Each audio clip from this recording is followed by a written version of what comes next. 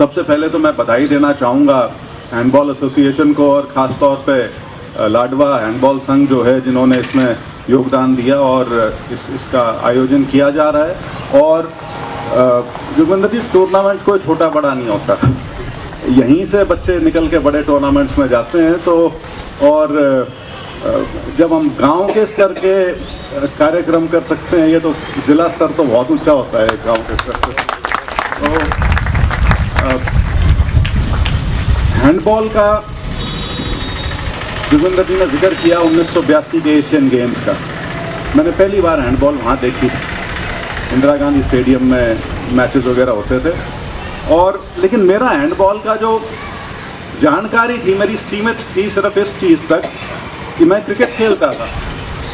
तो जब किसी दिन बारिश वगैरह हो जाती थी और अपने खेल की प्रैक्टिस नहीं हो सकती थी, पिच गीली हो जाती थी या जैसे भी कारण होते थे, तो रिक्रिएशन के तौर पे हैंडबॉल खिलाया जाता था हमको। तो तब तक मेरे को हैंडबॉल का ये आइडिया नहीं था कि क्या इसके रूल्स हैं, कितने खिलाड़ी इसके अंदर पार्टिसिपेट करते हैं, क्योंकि उस समय में हैंडबॉल बिल्कुल प्रचलित नहीं थी।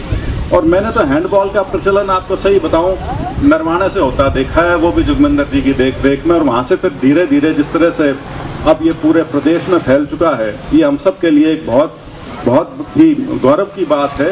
और विशेष तौर पे इसलिए कि हमारे इतने बच्चे अब इंटरनेशनल लेवल तक भी चले गए।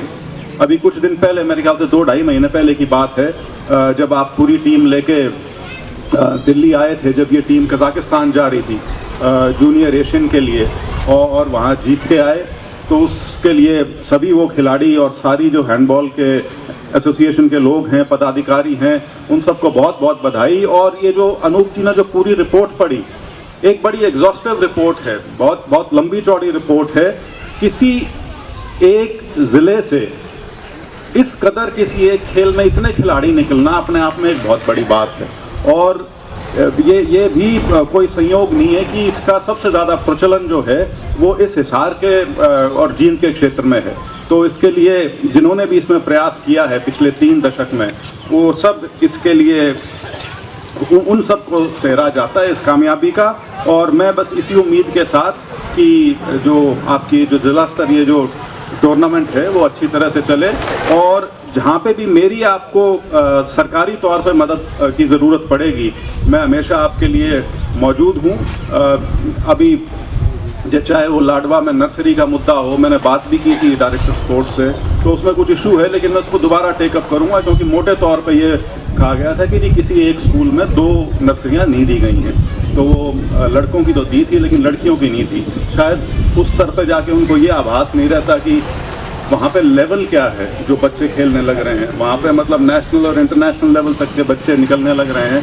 तो निश्चित तौर पे मैं इसको टेकअप करूँगा।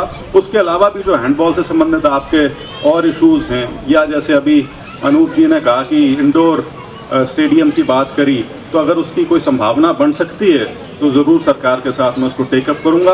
और मैं सरकार से अनुरोध करूँगा कि ये बीच बीच में जो बिना बात के झटके देते हैं, देना बंद कर दें। चाहे वो खिलाड़ियों का नौकरी में कोटे की बात हो, या अभी हाल में एक बिल्कुल ही अजीब किस्म का आदेश आया था कि बच्चों को भी स्टेडियम में अगर इस्तेमाल करना है तो उनसे भी एक शुल्क लिया जाएगा महीने का।